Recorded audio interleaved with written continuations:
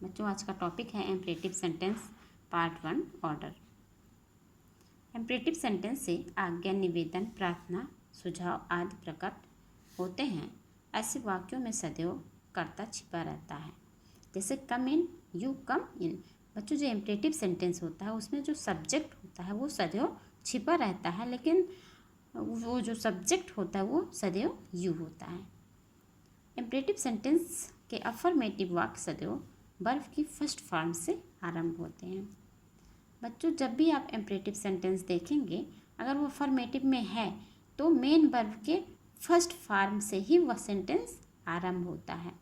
जैसे एग्जाम्पल लिखा, shut the door, cut down the tree. उपरोक्त लिखे हुए सेंटेंसेस को पैसिव बनाते समय निम्न नियमों का ध्यान रखेंगे। लेट ऑब्जेक्ट बी वर्ब का थर्ड फॉर्म। अब जैसे एग्जाम्पल लिखा था, shut the door, let the door, let लगाएं, ऑब्जेक्ट द डोर हुआ बी, फिर मेन वर्ब का third verb shut, by you.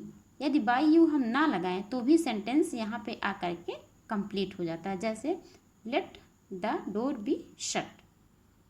दूसरा एग्जाम्पल है, cut down the tree, let object लगाते हैं, the tree be cut down.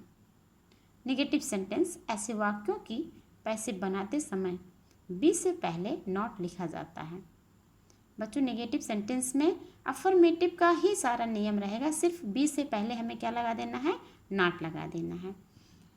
Examples जैसे, do not beat the child, let the child not be beaten, never do it, it should never be done. इस प्रकार से हम negative sentences के जो example हैं उनको पैसिव वॉइस में बदलेंगे।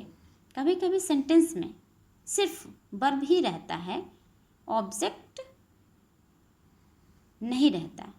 इस प्रकार के सेंटेंसेस को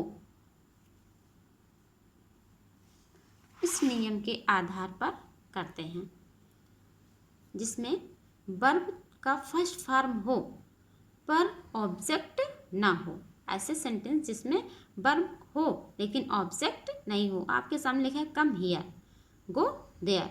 यहाँ पे दो सेंटेंस लिखे हैं, दोनों में कहीं भी आपको ऑब्जेक्ट नहीं दिख रहे होंगे।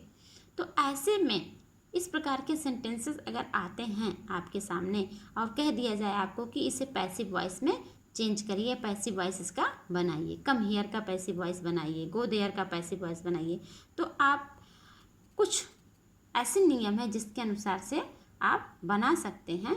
उपयुक्त लिखे हुए सेंटेंसेस में जब ऑब्जेक्ट ना हो तो यू आर ऑर्डर टू लिख कर बाकी बचे हुए अर्थात जो सेंटेंस आपका पहले से ही लिखा हुआ है उसे ही यू आर ऑर्डर टू के आगे जोड़ देते हैं। जैसे come here, you are order to come here. You are order to लिखने के बाद जो सेंटेंस पहले हमारा क्वेश्चन के रूप में था उसी को हम आगे ऐसे ही उतार लेते हैं। कब, जब वर्ब हो और ऑब्जेक्ट ना हो। तो अभी इससे पहले यहाँ पे वर्ब था और ऑब्जेक्ट था। जब इस प्रकार के सेंटेंसेस आएंगे तो हम इसको लेट से शुरू करेंगे। यदि सिर्फ वर्ब ही आता है, ऑब्जेक्ट नहीं होता है, तो यू आर ऑर्डर टू लिख करके हम पैसिव वॉइस बनाएंगे। दूसरा है go there, you are order to go there. इस प्रकार से हम एक्टिव वॉइस को पैसिव वॉइस में बदलेंगे इम्परेटिव सेंटेंस में, ऑर्डर वाले सेंटेंसेस में।